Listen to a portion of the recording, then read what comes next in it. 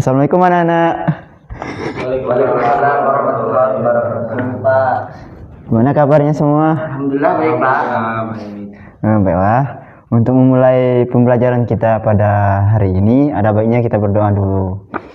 Mungkin adik Piki boleh memimpin doanya. Baik, teman-teman, sebelum kita belajar, marilah kita berdoa bersama. Bismillahirrahmanirrahim. Rabbi shrahli sadri wa yassir li amri wahlul 'uqdatam min lisani yafqahu qawli. Baik. Di sini ada yang tidak hadir atau hadir semua? Izin ada Pak. Siapa? Agung sama Sapik yang tidak hadir, Pak. Apa alasannya? Alasannya mungkin yang Agung tadi kata dia telat, jadi tidak masuk, bolos. Tapi sakit. Waduh, yang sakit semoga dia cepat sembuh ya. Dan yang bolos semoga dia dapat hidayah. Nah, pada pertemuan ini kita itu mempelajari bab keempat, yaitu tentang kisah keteladanan Nabi Musa alaihissalam. Nah, di sini ada yang tahu nggak apa itu Nabi Musa dan pernah mendengar cerita-cerita dia? Pernah. Wah, apa itu ceritanya? Ceritanya itu Nabi Musa mengubah tongkatnya menjadi ular gitu kan. Benar. Salah satunya kita Nabi Musa itu. Ya benar, itu ada salah satu mukjizat Nabi Musa. Nah, di sini Bapak ada sedikit pertanyaan nih. Semisalnya kalian dalam keadaan sama persis yang dialami oleh Nabi Musa. Semisal ketika ada seorang pembohong, kalian tuh tahu kalau dia itu sedang berbohong. Kira-kira apa yang bakal kalian lakukan jika yang mengikuti apa yang dilakukan oleh Nabi Musa alaihissalam?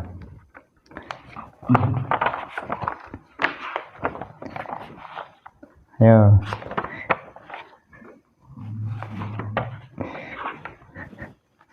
Gak tahu ya. Kita lakukan. Apakah itu menyampaikan kebenaran atau tetap diam gitu? Mungkin kita menanyakan kebenaran tentang bagaimana dia bisa jadi seperti itu, apa yang dia bohong itu maksudnya. Baik, bagus. Nah, di sini Bapak bakal sedikit menjelaskan terkait kisah yang bakal ada di materi ini.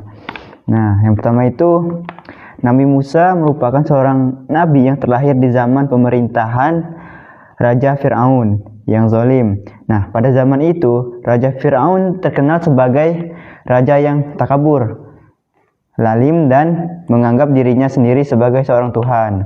Nah, suatu malam Fir'aun itu bermimpi negeri Mesir habis terbakar dan tersisa hanyalah kaum Bani Israel saja. Nah, Fir'aun pun menyatakan kepada para ahli nujum mengenai arti mimpi tersebut. Kemudian para ahli nujum memberitahu bahwa akan ada seorang anak laki-laki Bani Israel yang akan menumbangkan kekuasaan Fir'aun sebagai raja. Nah, mendengar hal tersebut, Fir'aun kemudian memerintahkan pasukannya untuk membunuh semua bayi laki-laki yang baru lahir di negeri Mesir. Nah, hal tersebut bertujuan untuk menghindari mimpinya yang akan menjadi kenyataan. Nah, hal ini pun didengar oleh ibundanya Nabi Musa alaihissalam yang saat itu tengah mengandung Nabi Musa. Ia merasakan sangat khawatir jika kelak bayinya terlahir sebagai laki-laki dan akan dibunuh oleh pasukan Fir'aun.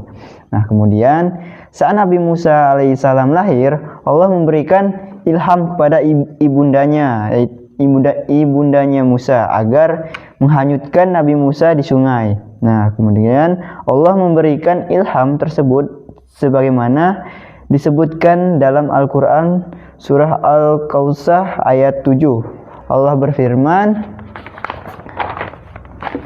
dan kami ilhamkan kepada ibu Musa, susuilah dia, dan apabila kamu khawatir terhadapnya, maka jatuhkanlah dia ke sungai, yaitu sungai Nil. Dan janganlah kamu khawatir, jangan pula bersedih hati, karena sesungguhnya kami akan mengembalikannya kepadamu dan menjadikannya salah satu seseorang dari para rasul. Nah, menurut buku Kisah 25 Nabi dan Rasul, saat itu juga Musa dibuang ke sungai, yaitu sungai Nil, di dalam sebuah peti. Nah, yang terapung mengikuti arus sungai Nil. Nah, peti tersebut rupanya menuju ke kolam pemandian istana Fir'aun dan ditemukan oleh para pembantu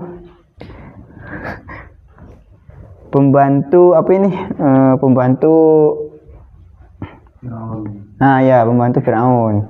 Nah, saat melihat bayi Musa, istri Fir'aun yang bernama Siti Aisyah rupanya merasa sangat gembira dan membawa bayi Musa ke istana. Nah, di sana Asia memohon kepada Fir'aun agar mereka mengangkat Musa sebagai anak angkat mereka.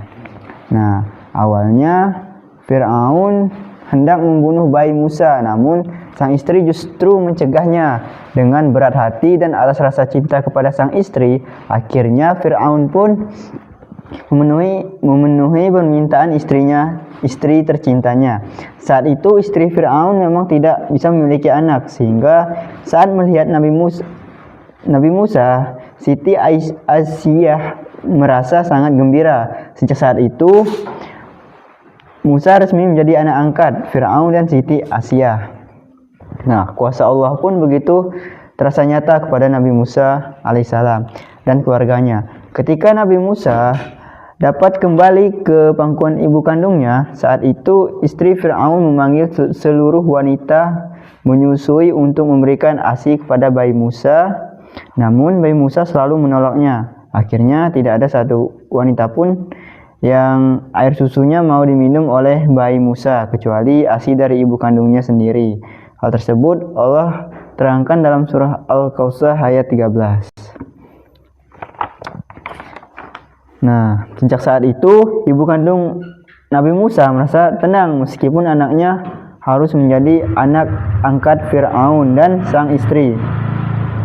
Bahkan ibu kandung Musa juga mendapatkan upah dari kerjaannya karena mau menyusui dan merawat Musa alaihissalam. Demikianlah kekuasaan Allah yang telah menyelamatkan Musa saat masih bayi dari kekejaman Fir'aun. Nah, di sini juga ada sedikit materi terkait apa itu? Nah, tunggu ya.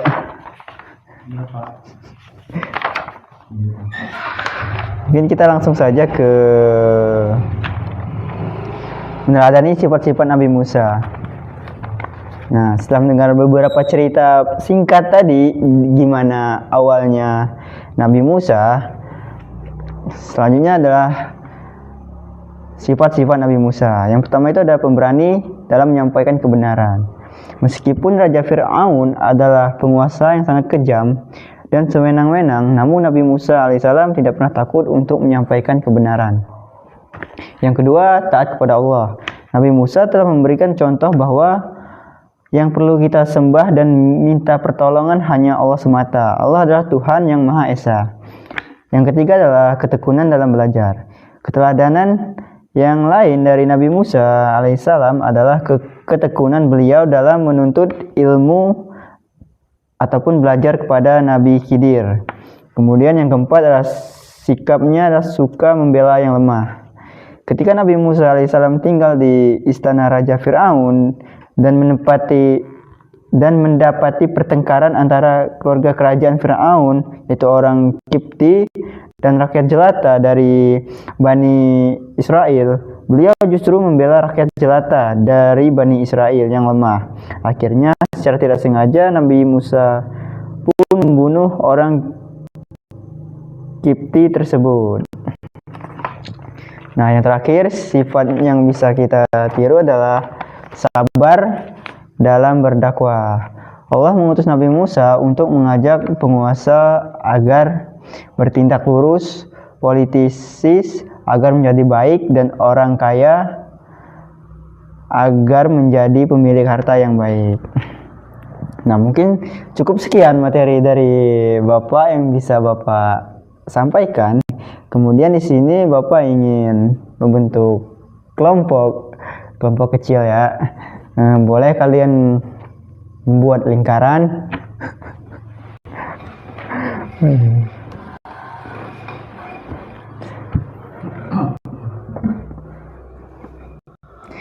Nah, Bapak ingin kalian berdiskusi. Ibaratkan kalian tadi ada di fase apa itu?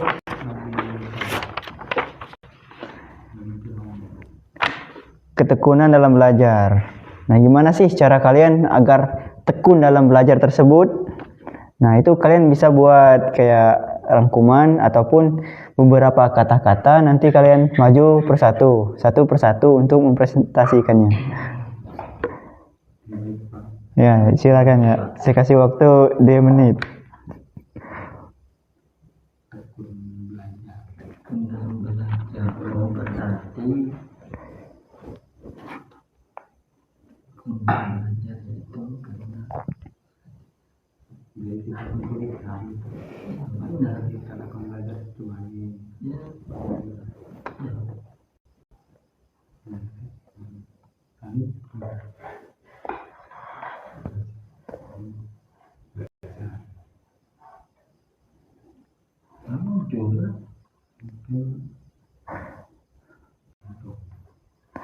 Baik, waktu mungkin udah habis ya. Ada salah satu perwakilan aja nggak apa-apa.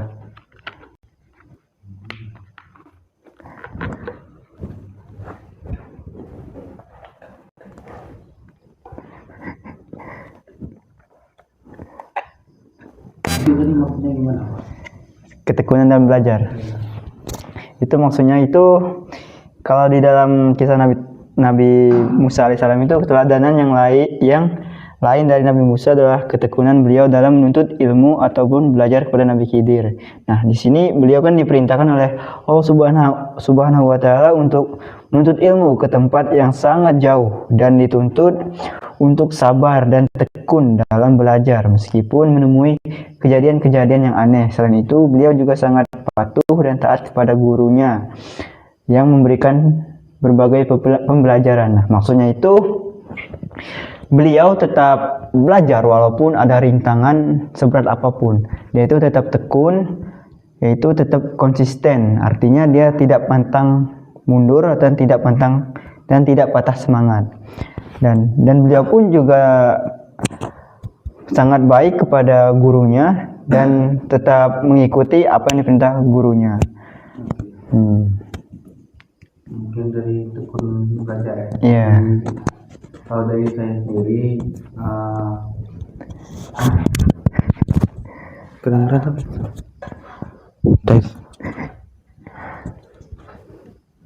Mungkin dari saya sendiri, nah kalau mengambil dari kisah Nabi Musa itu kan berat disamakan dengan manusia kan. Nabi Musa kan emang banyak tantangan karena dia nabi kan, harus sabar menjalankan ya kewajiban seorang nabi seperti yang Bapak bilang tadi, di mana bahwa Nabi Musa itu emang dituntut untuk sabar dalam menuntut ilmu. Nah, saya sebagai murid yang ya agak bandel dikit. Iya. Nah, kalau di dalam kita ambil di dalam kelas saja ya. Kalau kelasnya lagi ribut, nah bapaknya lagi menerangkan santai. Nah, itu biasanya dari saya kepribadian sendiri, saya agak risih karena belajar saya tidak fokus, maksudnya gitu kan. Yeah. Dikaitkan dengan hal tadi kan. Nah, maka dari itu biar berjalannya pembelajarannya ke kami atau ke murid-murid, nah minta jangan ribut di dalam kelas gitu kan. Nah, satu lagi untuk sabar dalam menuntut ilmu, ya sabar gitu kan, biar apa yang guru terangkan itu tidak masuk kan, menerangkan kan, tidak paham lah gitu kan, harus sabar gitu. Gitu doang sih, terima kasih. Baik. Nah, coba kira-kira ada nggak gimana caranya Isnan mengatasi hal tersebut? Kira-kira ada solusi nggak? Untuk solusinya sih ya banyak sih. Yang pertama ya tadi, Apakah dipukul?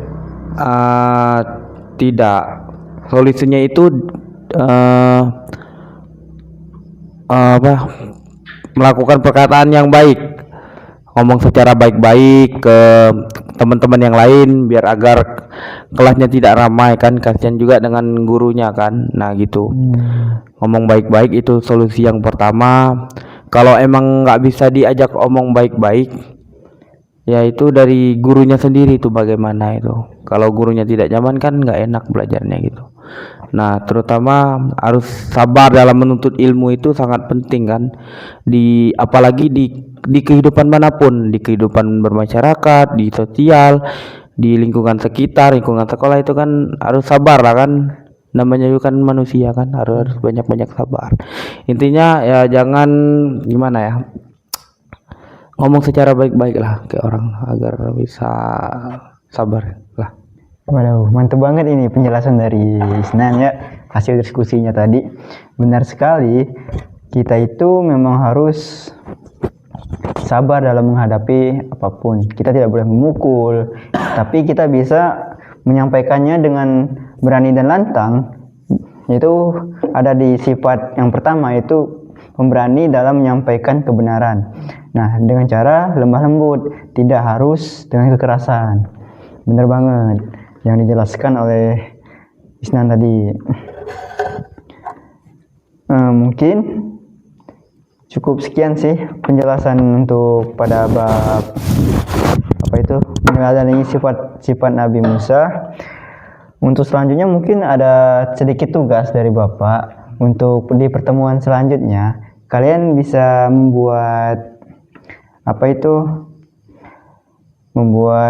catatan terkait masalah apa yang kalian hadapi di lingkungan sekitar, benar kayak rangkuman.